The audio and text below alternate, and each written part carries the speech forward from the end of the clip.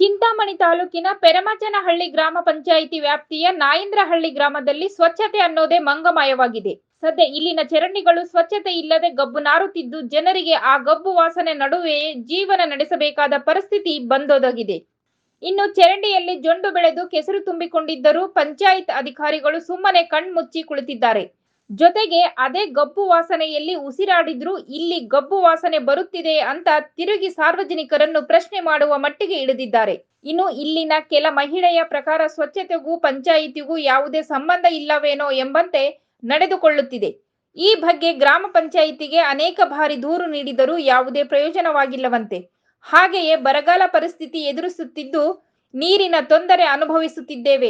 ಸ್ವಚ್ಛತೆ ಇಲ್ಲದ ಚರಂಡಿಗಳು ಸೊಳ್ಳೆಗಳ ಉತ್ಪಾದನಾ ಕೇಂದ್ರವಾಗಿ ಮಾರ್ಪಟ್ಟಿವೆ.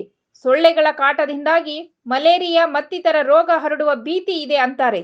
ಒಟ್ನಲ್ಲಿ ಪೆರಮಾಚನಹಳ್ಳಿ ಗ್ರಾಮ ಪಂಚಾಯಿತಿಯ ಸಂಬಂಧಪಟ್ಟ ಅಧಿಕಾರಿಗಳು ಎಮ್ಮೆ ಚರ್ಮದವರ ಅನ್ನೋ ಪ್ರಶ್ನೆ ಉದ್ಭವಿಸಿದೆ. ಮಂಜುಳಾ ಅಂತ ನಾಯಂದ್ರಹಳ್ಳಿ.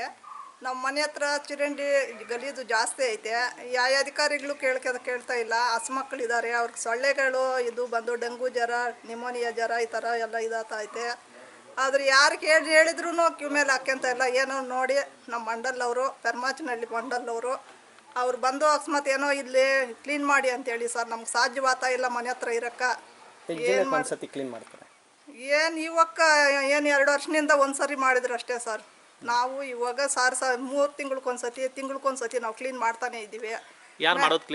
ನಾವೇ ಮಾಡೋದು ಸರ್. ಯಾರು ಮಾಡೋಕ್ಕೆ ಬರ್ತಾ ಇಲ್ಲ. ನಾವು ಒಂದ್ಸತಿ ಮಾಡಿದ್ರು ನಾವು ಮಾಡಿ ನೋಡ್ಲಾರ್ದ ನಮ್ಮ ಪಾಡಕ್ಕೆ ನಾವು ಎತ್ತಿ ಹಾಕ್ಯಂತ ಇದ್ರಿ. ಕೇಳ್ತಾ ಇದ್ರೆ ಅದ್ಗೋ ಇದ್ಗೋ ಹೋಗಿ ಮಂಡಲ ಕೇಳ್ರಿ ಅಂದ್ರೆ ಮಂಡಲ ಗಂಟ ಹೋಗಿದ್ರಿ. ನಿಮ್ಮೂರವ್ರನ್ನೇ ಕೇಳೋಗ್ರಿ ಅಂತ ಹೇಳಿದ್ರು. ನಮ್ಮೂರವರು ಕಿವಿ ಮೇಲೆ ಹಾಕ್ಯಂತ ಇಲ್ಲ, ಅವರು ಮಂಡಲವರು ತಲೆಗೆ ಹಾಕ್ಯಂತ ಇಲ್ಲ. ಏನೋ ಇದು ಮಾಡಿ ನಮ್ಮದು ಮನೆ ಹತ್ರ ಕ್ಲೀನ್ ಮಾಡಿಸಿ ಸರ್.